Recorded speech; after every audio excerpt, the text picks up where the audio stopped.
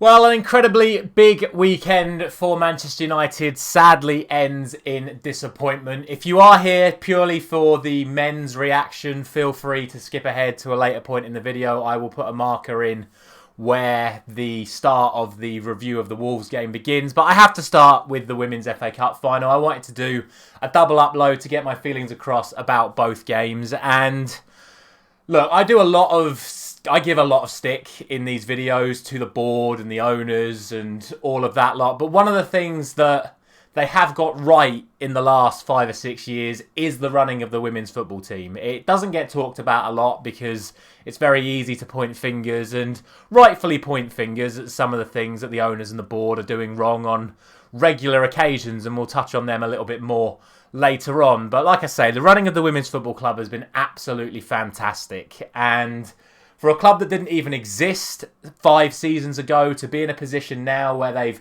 been created, won the championship in their inaugural season, to get promoted to the WSL, and in the space of the remaining 4 seasons to be top of the WSL with a couple of weeks to go, albeit with Chelsea having games in hand to go above them, and to be in an FA Cup final competing against the best team in the country, and in my opinion, being the better team in that FA Cup final really is a big testament to how well the women's side of the football club has been run. The appointment of Mark Skinner, the signings of the players at key points in crucial areas of the pitch to enable the development of the squad overall.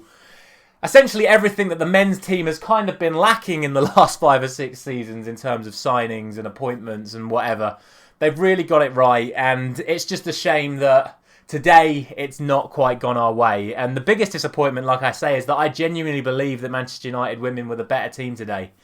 And it was just one mistake from a phenomenal player, Katie Zelem. She's missed the ball from a throw-in that's allowed Chelsea to get in behind, one pass, and the inevitable FA Cup final goal for Sam Kerr has resulted in Manchester United losing the game 1-0. And fair play to Chelsea. You can't say they didn't deserve to win, because I never sit here and say when teams deserve this, that and the other. You always get what you deserve in football. I thoroughly believe that. But it's a real shame because I thought the girls played absolutely phenomenally today. They showed an awful lot of mental fortitude to keep fighting.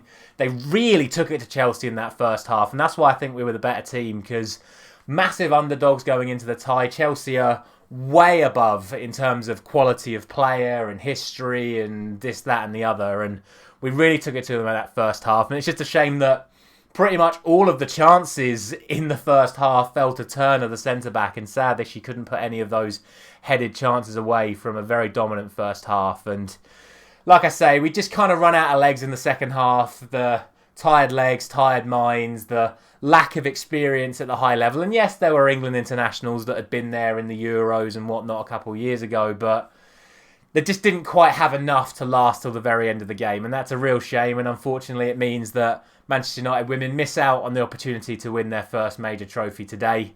There is still obviously the chance that they can still win the WSL this season, and I'm hoping that they do that. But like I say, this Chelsea side are a machine. They're the Man City of women's football when it comes to sort of domestically, and they will inevitably win their remaining games to win the WSL again. But an incredible achievement for the girls, and hopefully now they can do some sort of deal to keep Russo and keep Baja in the squad, because they are 2 integral parts of this team. Losing a striker as good as Alessia Russo will be massively damaging to the football club, and once again it will reflect badly on the running of the football club if you lose such a key player, especially when they're talking about her potentially going to Arsenal, a major WSL rival. And Baja, the right back as well, is a massive key player that could be set to move to another WSL club or potentially going abroad. So we can't afford to lose them. It's massively important that we do that and keep the running of the women's side going, because they are the best part of the football club right now. There is no doubt about it. They are the shining light of what has been a very dark period in Manchester United's recent history. And like I say, the owners deserve, and the board deserve, some credit for that. Speaking of the owners, of course, the Glaziers were at the game. So, you know, at least they've attempted to, as always, try and show their support for the football club as and where they can. But let's be honest, we all know it's just another PR stunt for them, just to sort of say to the football fans, hey, we give an interest in the things that you're interested in, as they're on the verge of agreeing the deal with Sir Jim Ratcliffe, which will put the club into even more debt and see them stay at the football club way, way beyond their welcome. And that is going to be a real downer for the football club if the Glazers stay with Jim Ratcliffe also in charge. But that remains to be seen for now. That's potentially a whole nother video talking about that. So let's now make the transition. We've gone from the women's to the owners, and now we'll make the transitions to the men's team. And look, it was a very good performance from the men's team yesterday. I thought we played very, very well. I think the return of Raphael Varane was absolutely instrumental in that result yesterday. And I saw a certain Mark Goldbridge talking about what a great performance we saw from David De Gea yesterday, and he deserves a lot of credit for coming back off of the criticism that he had last week to get another clean sheet and clinch the Golden Glove yesterday. But I looked at the stats after the game. Wolves had 0 shots on target, which meant that David De Gea made 0 saves in the game, and he also had a 31% pass completion rate. So I'm not giving David De Gea any credit for yesterday's performance, because if anything, if your goalkeeper's got a 31% pass accuracy, he is hindering your team's chances of winning. But like I say, the return of Raphael Varane, absolutely instrumental in yesterday's performance. He is an absolute rock at the back, and they always say about these Rolls-Royce defenders, he is certainly one of those. His composure on the ball, his ability to read situations against a striker. I know Diego Costa's lost some of his powers and all whatnot over the last couple of years, but he's still a major threat in and around the penalty area, and Varane handled him absolutely phenomenally. Secondly, we have to talk about Bruno Fernandes's performance, because he was much better again. He was given a lot more freedom though, and I say this, teams that tend to man-mark Bruno, he tends to drift out of games at times. And certainly in the big games, clubs do put players on Bruno, and it's then the responsibility of other players to make more of the game when Bruno can't be as involved as much. Thankfully, Bruno was very heavily involved yesterday, and he was a major reason why we had so many chances.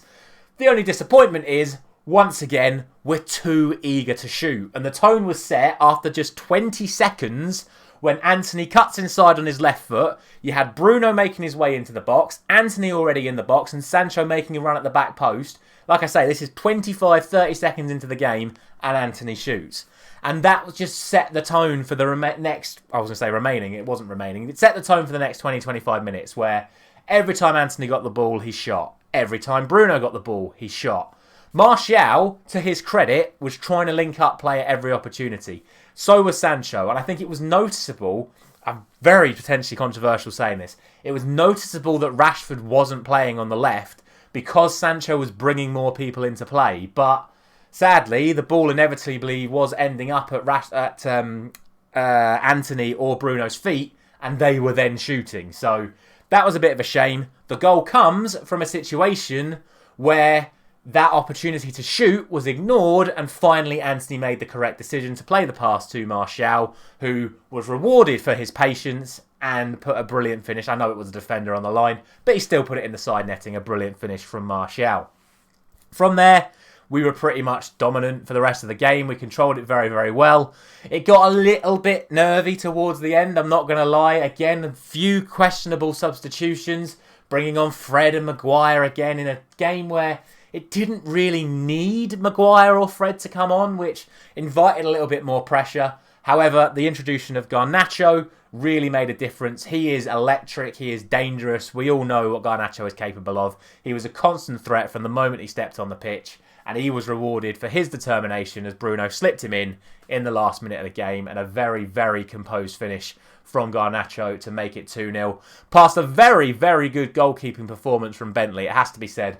He made some phenomenal saves, particularly the ones from Sancho and Antony in that second half. Very, very good saves from Bentley. Otherwise, the game would have been well out of sight before it was. And like I say, that's testament to our performance. Very, very happy with the performance of the team yesterday. And it means that we are just 2 wins away from securing Champions League football, the much needed Champions League football. We have got an away game against Bournemouth. We are at home to Chelsea, and we are at home to Fulham. If you'd have said to me at the start of the season, you have got those 3 fixtures and you need 6 points to secure top 4, I'd have bitten your hand off. And don't get me wrong, we've had opportunities to potentially be in the title race during this season, and we have been more than capable of getting top 4 all season long. But given where we were at the end of last season, the stuff surrounding things like Ronaldo, the disarray in the dressing room, Ten Hag coming in, was he going to make an impact? The form of the likes of Liverpool and Man City and Chelsea spending all this money and this, that and the other. To be in a position where we just need 6 points from the remaining 3 games and we have Bournemouth and 2 home games, we cannot ask for a better position than that. And fingers crossed we do get the job done, because we need that Champions League football to draw in new players for next season. So those are my thoughts on everything that's happened Manchester United related over the weekend. Commiseration to the girls. Great performance from the men. And very big doubts around the future ownership of the football club. But it all remains to be seen. 3 weeks to go for the rest of the Premier League season. Hopefully the men can get the job done in the league. And hopefully they can make up for the women's unfortunate disappointment in their FA Cup final against Man City in a couple of weeks. And fingers crossed the women's team can hopefully secure the WSL, although I don't think that is a realistic dream either. But still a lot to play for Manchester United over the coming weeks. And I will be here to do my reactions to everything that comes in those weeks. Let me know your thoughts in the comments as always. Thank you very much for watching. I will see you very soon.